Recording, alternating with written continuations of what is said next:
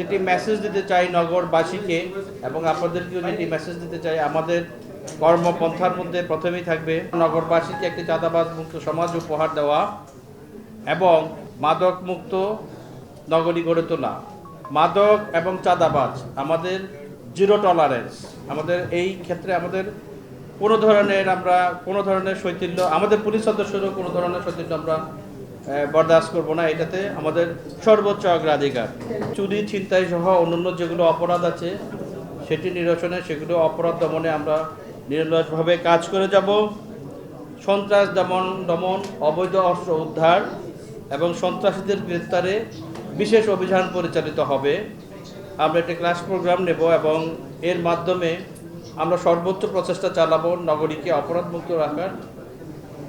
বসবাস যাতে তাদের নগরবাসী যেখানে বসবাস করেন সেটিকে যাতে নিরাপত্তার অনুভূতি নিয়ে যেন চলাফেরা করতে পারে, সেই পরিবেশ আমরা নিশ্চিত করবো ইনশাল্লাহ। এবং যেটা প্রথমেই বলেছি, চাঁদাবাজ এবং মাদক কোনো একেবারেই জিরো টলারেন্স।